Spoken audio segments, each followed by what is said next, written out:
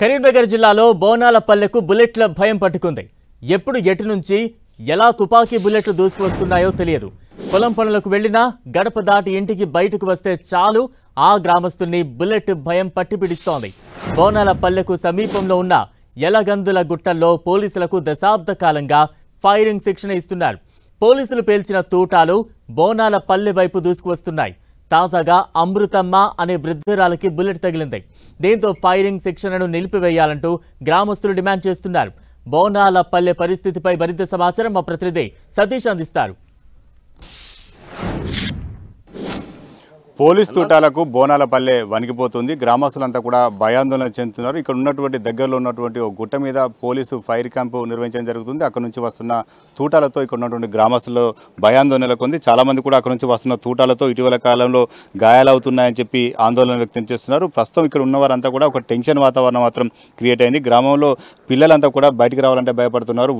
ఇటువంటి వృద్ధులు కూడా కొంత తూటాల వస్తున్న నేపథ్యంలో వారు కూడా భయపడుతున్నారు. ఒక తూటా గాయమైనటువంటి అమృతమ్మ నాతో అందుబాటులో ఉంది. ఒకసారి మాట్లాడిచ్చే ప్రయత్నం చేస్తాం. ఏమైందమ్మా? ఏం దాకింది నీకు?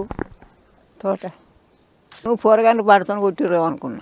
మొదగాడు నీరా పడుకోమంటాను. ఇంకా మీదికేని లేచిన ఇంత బరువు మడుము ఎత్తుకున్నంత బరువు అనిపించింది. ఇక్కడ ఆయనతో ఎంత గిట్ల అవుతుంది అని ఆయనతో లేచి నిల్చుంటలకు ఈ సింగులోకి వెళ్ళి తోట పడ్డది. ఇంత బరువు ఈ వృద్ధురాలు చాలా గాయపడ్డదని చెప్పి చెప్తుంది. ఒకసారి గ్రామస్తులతో కూడా మాట్లాడించే ప్రయత్నం. ఎంతకాలంగా మీ ఊరుకు ఈ భయం నెలకొంది?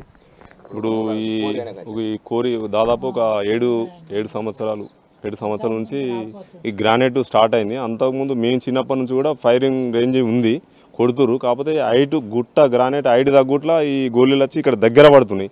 అంతకుముందు 1 కిలోమీటర్ దూరం పోతుండే. అక్కడ కామెల్లి గుట్ట అని ఉండే.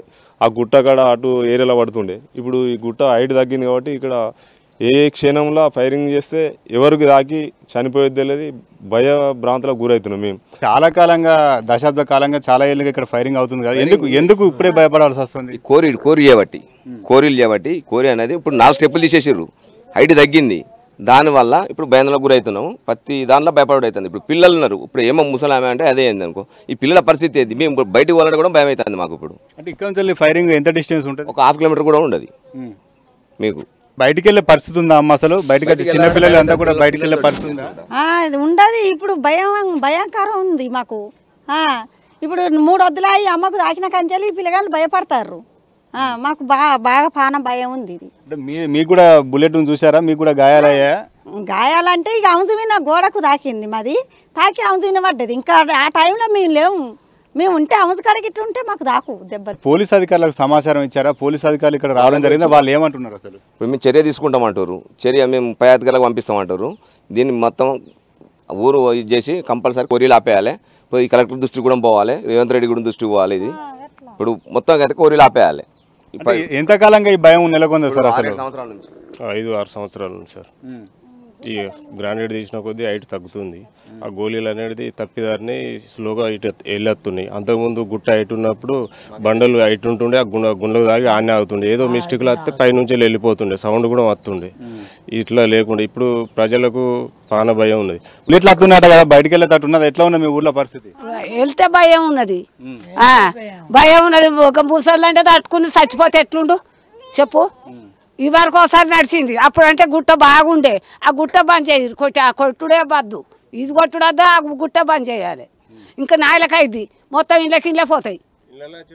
ఇండ్లకైతే ఆ గుట్ట బంద్ చేయాలి. చాలా మంది కూడా గ్రామస్తులు భయాందోళన చెందుతున్నారు. ఈ ఊరికి బోనాలపల్లె గ్రామానికి కొంత దూరంలోనే పోలీసులు ఆ గుట్ట పైన ఫైరింగ్ నిర్వహించడం జరుగుతుంది. ఏడాదిలో చాలా నెలలు మాత్రం అక్కడ నుంచి వివిధ శాఖల వారికి ట్రైనింగ్ ఇవ్వడం జరుగుతుంది. అక్కడ చేసినటువంటి ఫైరింగ్ కారణంగా అక్కడ వచ్చిన ఆ బుల్లెట్లన్నీ కూడా ఈ గ్రామం పైన పడుతుండడంతో గ్రామస్తులంతా కూడా భయాందోళన చెందుతున్నారు. తమకు ఈ బుల్లెట్ల నుంచి కాపాలని చెప్పి బోనాలపల్లె గ్రామస్తులు కోరుతున్నారు. కెమెరా పర్సన్ సుధీర్తో సతీష్, 10 టీవీ, బోనాలపల్లి గ్రామం నుంచి.